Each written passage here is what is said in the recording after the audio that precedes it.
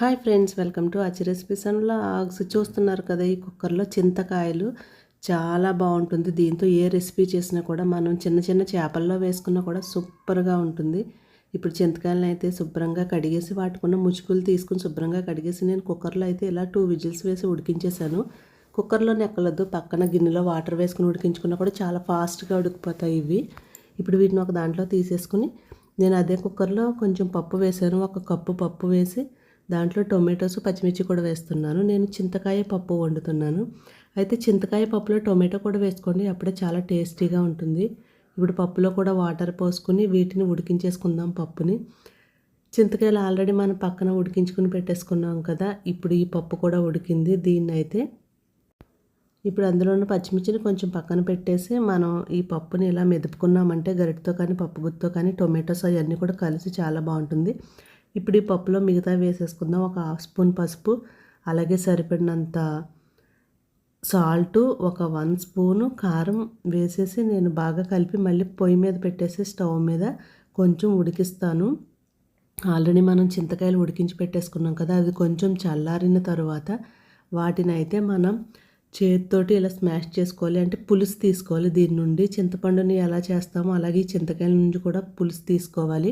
అయితే చాలామంది చింతకాయ మీద ఉండే పెంకు తీసేసి పచ్చి చింతకాయల్ని లోపల ఉన్న గింజ తీసి చిన్న చిన్న ముక్కలుగా కూడా కట్ చేసుకుని వేసుకుంటారు. అలా కూడా చాలా బాగుంటుంది. ఇది కూడా సూపర్గా ఉంటుంది. అయితే ఈ చింతకాయ రసానికి సరిపడినంత పప్పు మాత్రమే వేసుకోవాలి, అప్పుడే పుల్ల పుల్లగా బాగుంటుంది. ఎక్కువ పప్పు వేసేసామంటే మళ్ళీ పుల్లగా ఉండదు. నేనైతే కొంచెం ఇలా వడకపెట్టాను. మన చేతులతో అయినా వేసేసుకోవచ్చు, ఆ పెంకులు అవి పడకుండా. వీడియో తీస్తున్నాను కాబట్టి నేను ఇలా వడపోసేది ఉంది కదా, దాంట్లో వేసి ఇలా వడకెట్టేశాను. ఇప్పుడు ఈ పప్పుని స్టవ్ మీద పెట్టి కొంచెం ఉడికించుకున్న తర్వాత పక్కన పెట్టేసి దీంట్లో పోపు వేసేద్దాము. నేను అది స్టీల్ గిన్నెలోకి తీసేసి అదే కుక్కర్లో పోపు వేస్తున్నాను. కొంచెం ఆయిల్ వేసేసి నెయ్యి కూడా వేసుకోవచ్చు ఇందులో. ఆయిల్ వేడైన తర్వాత 1 స్పూన్ ఆవాలు, 1 స్పూన్ జీలకర్ర, 5-6 రెబ్బలు వెల్లుల్లి రేఖలు చితగొట్టి వేయాలి. తర్వాత దాంట్లోనే ఎండుమిర్చి వేసుకుని అవి కొంచెం వేగిన తర్వాత కరివేపాకు అయితే వేస్తున్నాను.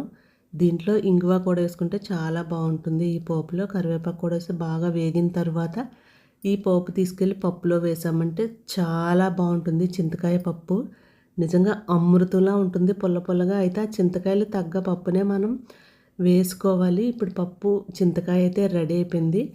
ఇప్పుడు ఈ చింతకాయ పప్పుకి సైడ్ డిష్గా నేను పొటాటోస్ ఫ్రై చేశాను, అలాగే అప్పడాలు వేపాను.